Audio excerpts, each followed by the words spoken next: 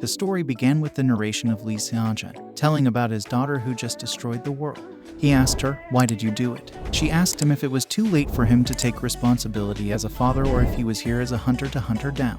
Then suddenly, the sword saint appeared and said that she was no longer his daughter, she had become a monster. Seonjun said, "No, Seola is not a monster. She is my daughter." He stated that he wouldn't force Seonjun into this battle, so he should back off. Seonjun replied that he was not here to hunt her, he was here to protect his daughter. The sword saint said that she would die, and they started to fight. The sword saint finished Lee Seonjun with one attack, and he died. As a result, Seola became angry, and a quest began, slay the witch, Lee Seola. Lee Seonjun said sorry to his daughter and died. Then suddenly, a unique quest began, change the future. Then the memory of Lee Seonjun appeared, and another notification appeared, regression has finished. He woke up in a familiar room, confused because he was in a war just a moment ago. He checked his phone and found out that it was the year 2025. He was shocked and tried to understand how this was possible, but suddenly he heard someone call his name. He rushed to open the door, and it was Yoonhye with a little girl who called him daddy. A notification appeared that said, 5 misfortunes. Yoonhye told him that the child was really his. He suddenly recalled how he treated them in the past and denied accepting that she was his child, asking for proof.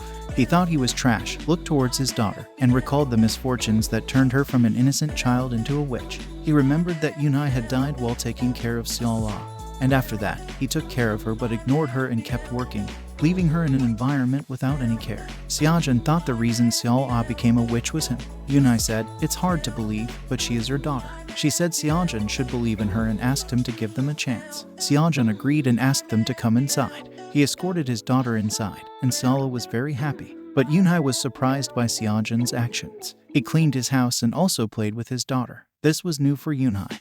And she said, "You were immature just yesterday, but you have changed so much." Seonjun replied, "Everything changes as time passes." He asked Yoonhye why she kept their child a secret until now. She replied, "We separated on bad terms. And after I was conscripted, I discovered that I was pregnant. I decided to raise the child by myself, but things weren't working out for me.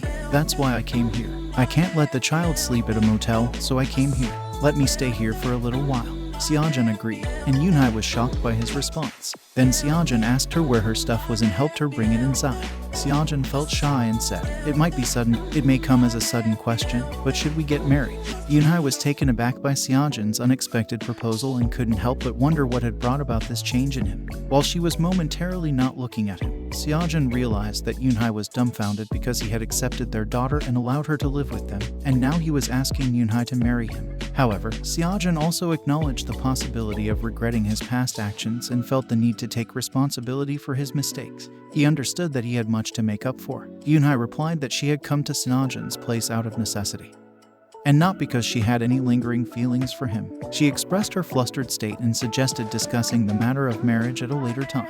Seonjun accepted her proposal and understood her response, realizing that it might take time to gain Yoonhye's trust again.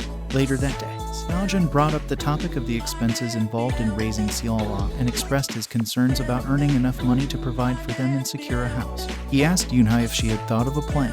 In response, Yoonhye revealed that she intended to join a guild. Seonjun was shocked by this revelation and realized that this contributed to Seola's misfortune. Yoonhye further explained that she wanted to become a hunter, which was why she had asked Seonjun to look after Seola.